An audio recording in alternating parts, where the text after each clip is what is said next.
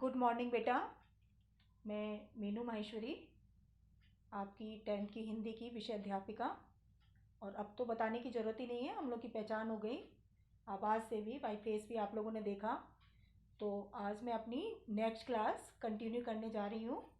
अभी इससे पहले की क्लास में, यानी जो कल मैंने क्लास ली थी बेटा, उसमें आपको क्या पढ़ाया था? आप लोगों को याद है कुछ? जो पढ़ के आया होगा उसको निश्चित रूप से याद होगा। तो याद है क्या पढ़ाया था? मैंने पढ़ाया था आपको चौथा, जो कि लास्ट पद, उसका संदर्भ, प्रसंग, व्याख्या और काव्य का सौंदर्य मैंने समझाया था। और मैंने कहा था आप लोग पढ़कर आना इसको। तो यदि आप पढ़कर जो आएंगे उनको बहुत अच्छे से समझ में आएगा, क्योंकि आज मैं उससे संबंधित क्वेश्चन आंसर वो समझाऊंगी आपको। लेकिन उससे पहले, जैसे कि मैं अपना हमेशा करती आ रही हूँ, स्टेप बाय स्टेप, ताकि आप लोगों को किसी भी प्रकार की दिक्कत ना हो, परेशानी का सामना न करना पड़े। तो उसके लिए पहले मैं वही आपका थोड़ा सा पुनरावृत्ति करा देती हूँ, पुराना रिमाइंड करा देती हूँ, ताकि आपको किसी भी प्रकार की परेशानी का सामना न करना पड़े। तो अभी मैं लेती हूँ पहले चौथे पद का संदर्भ, प्रसंग, काव्य का सौंदर्य और व्याख्या। आपको जल्दी जल्दी थोड़ा सा समझा देती हूँ, क्योंकि आपको पिछला मैंने समझाया हुआ है। एक रिवीजन तौर पर आपको बता रही हूँ, पुनरावृत्ति बतौर बता रही हूँ आपको। तो सब ध्यान से थोड़ा अपना रिमाइंड कर लें कि क्या है कि हरी है राजनीति पढ़ाए। कि पहले थोड़ा संदर्भ में आप क्या है वही वो तो आपको रट गया होगा बेटा अब तो पूरी तरह से, कि प्रस्तुत काव्य पंक्तियां सूर सागर के भ्रमर गीत से ली गई हैं। प्रसंग में कि जब कृष्ण मथुरा से ब्रज में उद्धव को भेजते हैं योग संदेश लेकर, तो गोपियों और उद्धव का वार्तालाप है भ्रमर को माध्यम बनाकर, उसी का ही इसमें वर्णन किया गया है। उसके बाद बेटा है व्याख्या। व्याख्या में पहले, उससे पहले मैं आपको काव्य का सौंदर्य बता दे रही हूँ कि काव्य का सौंदर्य क्या? भाषा, ब्रजभाषा, संस्कृत के तत्सम शब्दों का प्रयोग है, अलंकारों का भी सुंदर प्रयोग है। उसके अलावा जो छंद है वो आपके हैं गेपद हैं। उसके अलावा क्या था आपका? शैली कौन सी थी? व्यंग्यात्मक और संबोधनात्मक। उसके अलावा जो आपका का था कि गोपियों का कृष्ण के प्रति एकनिष्ठ प्रेम परिलक्षित हुआ है। और इसके अलावा क्या था? निराकार भक्ति पर साकार भक्ति की जीत होना। अब मैं ले रही हूँ बेटा काव्य पंक्तियां और उसका अर्थ बता रही हूँ कि क्या है। हरि है राजनीति पढ़ियाए, कि गोपियां कह रही है कि जो हमारे हरि कृष्ण, उन्होंने ऐसा लगता है कि हे उद्धव, मथुरा जाकर उन्होंने कोई राजनीति पढ़ ली है, ऐसा गोपियां महसूस कर रही हैं, ऐसा गोपियों को लग रहा है। और ये फीलिंग क्यों है उनके अंदर, उसको वो बता नहीं है किस कारण उनको ऐसा लग रहा है कि हमारे जो हरि हैं, कृष्ण हैं, उन्होंने मथुरा जाकर राजनीति पढ़ ली है। ऐसा गोपियों को क्यों लग रहा है? क्यों? क्योंकि वो आगे कह रही है कि समझी बात कहत मधुकर के समाचार सब पाए, कि हे मधुकर यानी हे उद्धव, जो तुम ये अपना योग का समाचार लेकर आए हो, संदेश लेकर आए हो, उस संदेश से हमें एक बात तो अच्छे से समझ में आ रही है। और वो बात कौन सी समझ में आ रही है? कि जो हमारे हरि यानी कृष्ण, उन्होंने मथुरा जाकर राजनीति पढ़ ली है। अब आगे क्या कह रही है कि एक अति चतुर होते पहले ही अब गुरु ग्रंथ पढ़ाए, कि एक तो कृष्ण पहले ही बहुत चालाक थे, चतुर थे। अब ऐसा लग रहा है कि मथुरा जाकर उन्होंने क्या कर लिया है? कोई गुरु ग्रंथ पढ़ लिया है, यानी ज्ञान की पुस्तक पढ़ ली है, और अधिक ज्ञानी हो गए हैं, और अधिक बुद्धिमान हो गए हैं, और अधिक चालाक हो गए हैं। कौन? कृष्ण। क्यों? क्योंकि तभी तो उन्होंने क्या किया है? योग के संदेश को भेजा है। अब आगे गोपियां क्या कह रही है? बड़ी बुद्धि जानी जो उनकी जोग संदेश पठाए। पठाए मीन्स भेजना, और बड़ी बुद्धि का मतलब और अधिक बुद्धिमान होना। कि हे उद्धव, ऐसा लगता है कि कृष्ण और अधिक बुद्धिमान हो गए हैं, तभी तो उन्होंने इस योग के संदेश को भेजा है। नहीं तो वो योग के संदेश को नहीं भेजते, वो हमारी प्रेम भावना को, हमारी भक्ति भावना को समझते, और तुम्हारे द्वारा ये योग का संदेश न भेजते।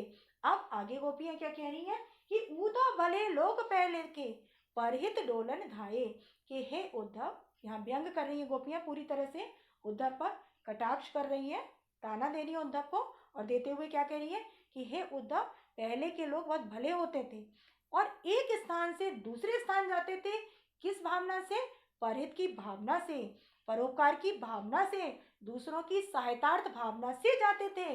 और हे उद्धव, तुम भी तो आए हो मथुरा से, कहाँ ब्रज, दूसरी जगह, तो तुम कौन सा हमारा भला करने आए हो? हे उद्धव, तो हमारा कोई भला करने नहीं आए हो, बल्कि तुम तो हमारा बिगाड़ने आए हो हमारा, कि हमारी जो विरह की अग्नि है, कृष्ण से बिछुड़ने की जो पीड़ा है, उसको तुमने और अधिक बढ़ा दिया है। अब आगे गोपियां क्या कह रही हैं कि अब अपने मन फेर पाइए, चलत जुगते चुराए। कि कृष्ण जब कहाँ गए थे? मथुरा। तो हमसे हमारा मन चुरा कर ले गए। अब हमसे कोई क्या नहीं रखना चाहते? नाता ही नहीं रखना चाहते। जब गए थे तब तो इतना प्रेम लगाव था उनका कि हमसे हमारा मन ही छीन कर ले गए, चुरा कर ले गए। अब हमसे कोई संबंध ही नहीं रखना चाहते, किसी प्रकार का नाता ही नहीं रखना चाहते। गोपियां किससे कह रही हैं? उद्धव से। अब आगे गोपियां क्या कह रही हैं कि ते क्यों अनीति करे आपुन, जे और अनीति छुड़ाए। कि जो हमेशा अन्याय का विरोध करते थे, अन्याय के खिलाफ बोलते थे, आवाज उठाते थे, और आज स्वयं क्या कर रहे हैं? अन्याय कर रहे हैं। किसके ऊपर कर रहे हैं? हमारे ऊपर कर रहे हैं। कि यदि वो न्याय करते तो न्याय उनका क्या होता? कि हमें आके दर्शन देते, हमारी पीड़ा को दूर करते। लेकिन उन्होंने ऐसा नहीं किया। उन्होंने तो बल्कि क्या कर दिया? योग के संदेश को भेज देना, यानी अन्याय करना। तो हे उद्धव, जो हमेशा क्या करते थे? अन्याय का विरोध करते थे, अन्याय के खिलाफ आवाज उठाते थे, आज वो स्वयं क्या कर रहे हैं? अन्याय की बातें कर रहे हैं। आज वो न्याय नहीं कर रहे। अब आगे गोपियां क्या कह रही हैं कि राज धर्म तो यह सूर, जो प्रजा न जाहि सताई। कि गोपियां आगे कह रही है, सूरदास अपनी रचना सूर सागर को बढ़ाते हुए लिख रहे हैं कि गोपियां आगे क्या कह रही हैं कि राजा का धर्म बता रही है, उनको सिखा रही है राजा का क्या धर्म होता है। कि राजा का धर्म होता है जो अपनी प्रजा के हित की चिंता करे, प्रजा की सहायता करे, प्रजा की मदद करे। लेकिन यहाँ कृष्ण ऐसा नहीं कर रहे। वो हमारी सहायता नहीं कर रहे, हमारी मदद नहीं कर रहे, हमारी पीड़ा को दूर नहीं कर रहे, बल्कि हमारी पीड़ा को, कष्ट को और अधिक बढ़ा रहे हैं, जो कि राजधर्म के विपरीत है। तो गोपियां उद्धव से कह रही हैं कि हे उद्धव, राजा का धर्म होता है प्रजा के हित की चिंता करना, प्रजा की सहायता करना, मदद करना, उनकी कष्ट को, उनकी परेशानियों को दूर करना। लेकिन यहाँ कृष्ण ऐसा नहीं कर रहे, बल्कि वो हमारी पीड़ा को और अधिक बढ़ा रहे हैं। तो बेटा ये है चौथे पद का अर्थ। अब हम शुरू करने जा रहे हैं कंटिन्यू कि इससे संबंधित प्रश्नोत्तर। और मुझे उम्मीद है कि अब आप लोग बिल्कुल पूरी तरह से एक्सपर्ट हो गए होंगे और अच्छे से हर एक प्रश्न का उत्तर देने की कोशिश करेंगे। और जिस तरह से आ रहे हैं बेटा आपके आंसर्स वगैरह, उससे समझ में आ रहा है कि आप लोग पूरी निष्ठा से, पूरी मेहनत से, लगन से अपने लक्ष्य की ओर अग्रसर हैं और ऐसे ही करते रहेंगे, होते रहेंगे अग्रसर। तो अब पहला क्वेश्चन बेटा, चौथे पद से संबंधित प्रश्नोत्तर से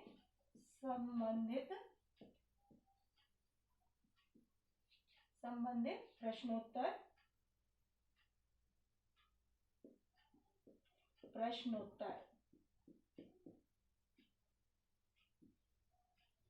पहला प्रश्न है, प्रश्न नंबर 1। गोपियां किससे क्या वापस पाना चाहती थी? गोपियां किससे क्या वापस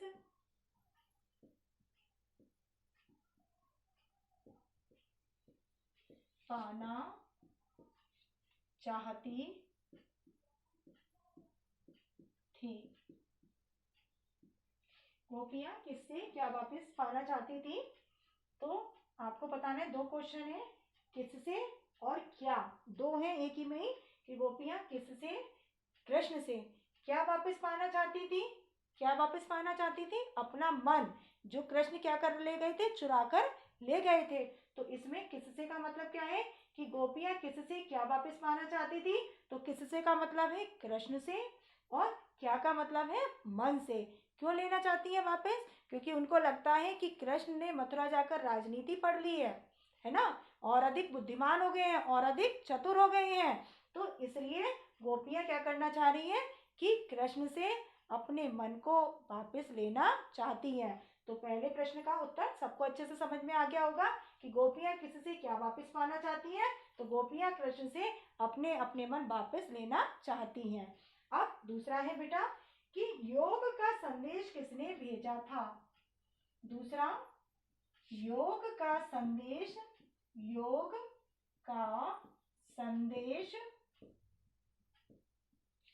किसने भेजा था। किसने भेजा था। दूसरा है क्वेश्चन आपका बेटा कि योग का संदेश किसने भेजा था। किसने भेजा था? कृष्ण ने। और किसको माध्यम बनाकर, किसके साथ भेजा था? उद्धव के साथ, यानी उद्धव के साथ भेजा था। और किसने भेजा था? तो आपका क्वेश्चन क्या है? किसने। तो किसने की जगह आएगा श्री कृष्ण, कि योग का संदेश श्री कृष्ण ने भेजा था। सबको आ रहा होगा समझ में बेटा कि योग का संदेश आया आपको कि नहीं? सबको आ रहा होगा अच्छे से कि योग का संदेश किसने भेजा? कृष्ण ने। अब आगे नेक्स्ट क्वेश्चन, सच्चा राजधर्म क्या है। सच्चा राजधर्म क्या है। राजधर्म क्या है? क्या है भाई सच्चा राजधर्म? इतना समझाया गया आपको, क्या है अब तो पता लग गया होगा राजधर्म। तो सच्चा राजधर्म क्या है? राजा का धर्म क्या सिखाया था गोपियों ने कि राजधर्म क्या है? प्रजा के हित की चिंता करना, प्रजा की सहायता करना, प्रजा के हर संभव उनकी पीड़ा को, बाधा को दूर करना, यही होता है राजा का धर्म। तो सच्चा राजधर्म क्या है? सच्चा राजधर्म है प्रजा के हित की चिंता करना, प्रजा के कष्टों को, प्रजा की पीड़ा को दूर करना। अब आगे नेक्स्ट क्वेश्चन बेटा कि कवि ने किस भाषा में इस पद की रचना की है। कवि हमारे कौन है? इसकी रचना करने वाले रचनाकार कौन है? सूरदास। तो सूरदास के लिए कहा गया है कि कवि ने किस भाषा में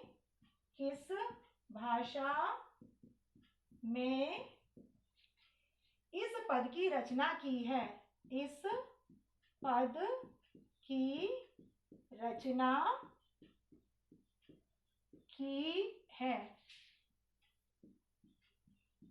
चौथा हमारा क्वेश्चन है वो क्या है कि कवि ने किस भाषा में इस पद की रचना की है। बेटा सबसे पहला है काव्य का सौंदर्य का पॉइंट, जिसमें मैंने आपको बताया था किस भाषा में लिखा गया है। ये ब्रज भाषा में। क्यों? क्योंकि ब्रज में बोली जाने वाली भाषा ब्रज भाषा कहलाती है और उसी ब्रज भाषा में इसकी रचना की गई है। तो जो कवि हमारे कौन? सूरदास, जो कि भक्तिकालीन कवि। तो भक्तिकालीन कवि जो सूरदास, उन्होंने ब्रज भाषा में इस पद की रचना की है।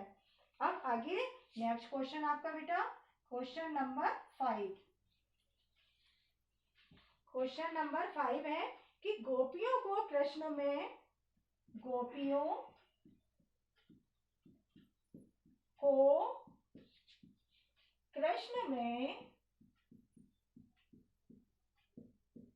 ऐसे कौन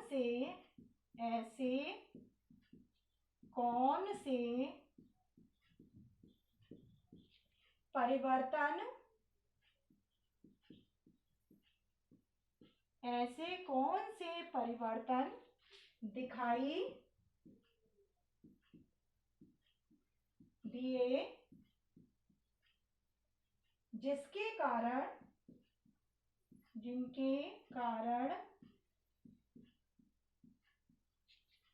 वे अपना मन वापस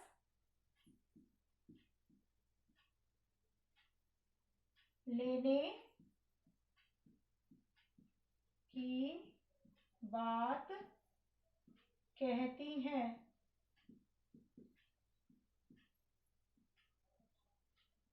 कौन से ऐसे बेटा परिवर्तन दिखाई दिए गोपियों में कि जिनके कारण वे अपना मन कृष्ण से वापस लेना चाहती हैं। तो कौन से ऐसे परिवर्तन दिखाई दिए थे कि एक तो कृष्ण जो कि कहाँ चले गए थे? मथुरा से, जब ब्रज से कहाँ गए थे? मथुरा। आश्वासन देकर लौटकर जल्दी आएंगे, लेकिन लौटकर नहीं आए तो उन्होंने क्या किया? योग का संदेश भेज दिया। तो पहला परिवर्तन तो ये था। दूसरा क्या था इसमें? दूसरा क्या था? कौन बताएगा?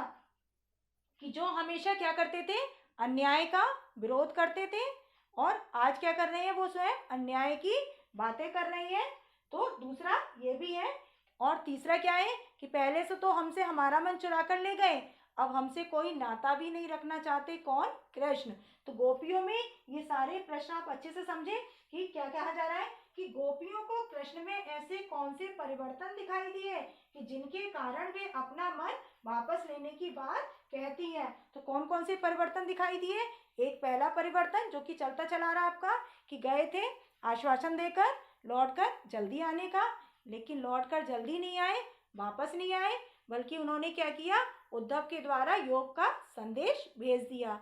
दूसरा परिवर्तन गोपियों को क्या दिखाई दिया कि दूसरा परिवर्तन कि जो हमेशा क्या करते थे, अन्याय का विरोध, कभी भी जो अन्याय को सहन नहीं कर पाते थे, बर्दाश्त नहीं कर पाते थे, और आज क्या कर रहे हैं, स्वयं अन्याय की बातें कर रहे हैं। क्यों गोपियों को ऐसा लग रहा है? क्योंकि तभी तो उन्होंने क्या किया है, योग का संदेश भेजा है। और तीसरा परिवर्तन उनको क्या दिखाई दिया कि तीसरा परिवर्तन, जब गए थे तब इतना लगाव था, इतना प्रेम था कृष्ण का कि हमसे हमारा मन ही चुरा कर ले गए, लेकिन आज हमसे किसी प्रकार का संबंध नहीं रखना चाहते, किसी प्रकार का भी नाता नहीं रखना चाहते।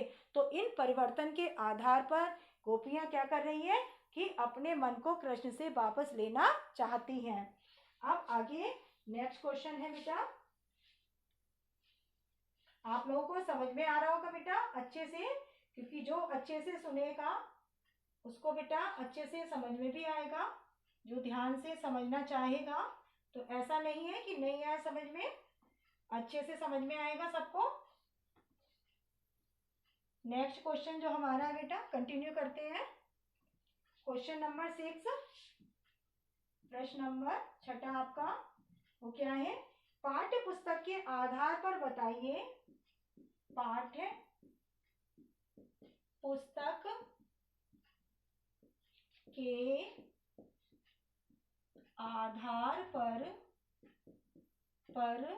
बताइए, क्या बताना है, देखिए कि गोपियों को ऐसा क्यों लगा कि गोपियों को ऐसा क्यों लगा, ऐसा क्यों लगा कि हरि अब राजनीति पर आई है, कि हरि अब राजनीति पर आए हैं, राजनीति पर आए हैं। पाठ्य पुस्तक के आधार पर आपको बताना है कि गोपियों को ऐसा क्यों लगा कि उन्होंने वहां जाकर राजनीति पढ़ ली है। क्यों ऐसा लग रहा है कि तभी तो उन्होंने क्या किया है, योग का संदेश भेजा है। कि किसने भेजा है? कृष्ण ने। तो उनके योग के संदेश को सुनकर गोपियों को ऐसा लग रहा है कि उन्होंने जाके राजनीति पढ़ ली है, तभी तो उन्होंने क्या किया है, ज्ञान का संदेश भेजा है, निराकार भक्ति की आराधना का संदेश भेजा है। किस कारण से भेजा है कि ऐसा लग रहा है कि उन्होंने वहां जाकर राजनीति पढ़ ली है। क्यों, मैंने आपको बताया था ना कि यहाँ पर बेटा गोपियां व्यंग भी कर रही हैं राजनेताओं के ऊपर भी, क्योंकि आजकल तो खासकर है पॉलिटिक्स, आप देखते ही हैं क्या है, दल बदलू लोग ज़्यादा हैं इसमें, कि देखते हैं कि जिधर का पड़ला भारी उधर की तरफ ही मुंह मोड़ लेते हैं, उधर की तरफ ही चले जाते हैं। मतलब तो आपने देखा है ना, राजनीति के क्षेत्र में खासकर ये होता है कि जहाँ पड़ला भारी वहीं लोग भागते हैं उधर की तरफ। तो गोपियां यहाँ पर इसीलिए कहा जा रहा है कि पाठ्य पुस्तक के आधार पर बताइए कि गोपियों को ऐसा क्यों लगा कि हरि अब राजनीति पढ़ आए हैं, कि उनको ऐसा क्यों लगा कि वहां ने हरि यानी कृष्ण ने मथुरा जाकर राजनीति पढ़ ली है। तो आपको बताना है कि गोपियों को इसलिए लगा कि उन्होंने जो योग का संदेश भेजा, यानी स्वयं ना आकर जो योग का संदेश भेजा, तो उस संदेश को सुनकर गोपियों को इस समझ में आ गई कि उन्होंने क्या कर लिया है, मथुरा जाकर राजनीति पढ़ ली है। तभी तो वो इतने अधिक बुद्धिमान हो गए हैं और अधिक चालाक हो गए हैं, कि जिस कारण उन्होंने चालाकी का कारण उन्होंने क्या किया है, योग का संदेश भेज दिया स्वयं ना आकर। तो इसलिए इस आधार पर गोपियों को लग रहा है कि उन्होंने मथुरा जाकर राजनीति पढ़ ली है, यानी वो राजनेता बन गए हैं, पॉलिटिशियन बन गए हैं। कौन? कृष्ण। मथुरा झांकी क्या बन गए? पॉलिटिशियन, राजनेता। अब आगे बेटा नेक्स्ट क्वेश्चन, क्वेश्चन नंबर है आपका अब 7।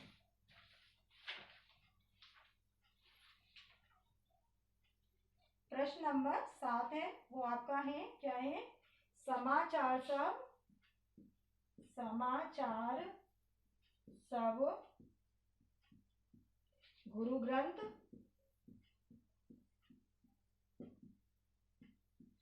बड़ी बुद्धि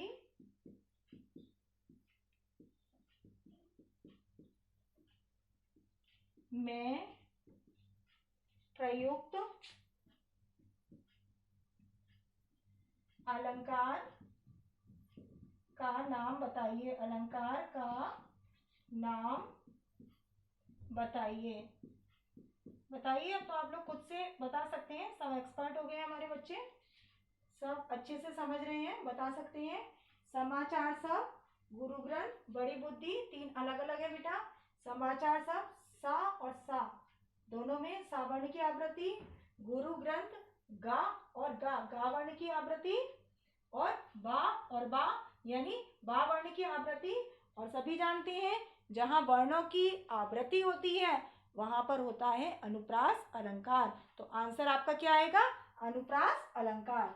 क्या आएगा आपका आंसर? अनुप्रास अलंकार, क्योंकि जहां वर्णों की आवृत्ति हो वहां पर होता है अनुप्रास अलंकार। और इस कारण यहाँ पर सा वर्ण की आवृत्ति है, यहाँ गा वर्ण की आवृत्ति है, और बड़ी बुद्धि में बा वर्ण की, इसलिए तीनों में क्या है? अनुप्रास अलंकार।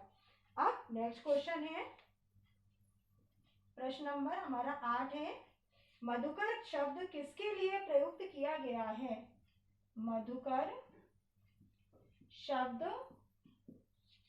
किसके लिए प्रयुक्त किया गया है? प्रयुक्त किया गया है। किसके लिए किया गया है? खुद से बताएं, क्योंकि मैंने बताया भी था मधुकर शब्द कि मधुकर वैसे तो शाब्दिक अर्थ है मधुकर, मधु माने क्योंकि शहद होता है, जो शहद पर बैठे यानी शहद का पान करे, क्योंकि जो भौरा होता है फूलों के रस का, मकरंद का पान करता है, तो मधुकर शब्द जो है वो भौरे के लिए प्रयुक्त है। वैसे तो उसका शाब्दिक अर्थ तो क्या है? भौरा, लेकिन यहाँ पर इन काव्य पंक्तियों में संकलित जो आपकी पंक्तियां हैं काव्य, उनमें भौरा जो है मधुकर, उसका भौरे को क्योंकि माध्यम बनाकर गोपियां किससे वार्तालाप कर रही हैं? उद्धव। तो यहाँ पर किसके लिए प्रयुक्त हुआ है मधुकर शब्द? उद्धव के लिए। वैसे शाब्दिक अर्थ इसका जो है वो है भौरा, भ्रमर, लेकिन यहाँ पर जो प्रयुक्त हुआ है वो किसके लिए प्रयुक्त हुआ है? उद्धव के लिए, क्योंकि गोपियां किसको? भ्रमर को माध्यम बनाकर उद्धव से वार्तालाप कर रही हैं। तो इसलिए यहाँ पर मधुकर शब्द क्वेश्चन है कि मधुकर शब्द किसके लिए प्रयुक्त किया गया है? तो किसके की जगह आ जाएगा? उद्धव, यानी उद्धव के लिए या उद्धव के लिए प्रयुक्त किया गया है। तो ये है बेटा आपके जो चौथे पद है उससे संबंधित प्रश्नोत्तर। थैंक यू बेटा।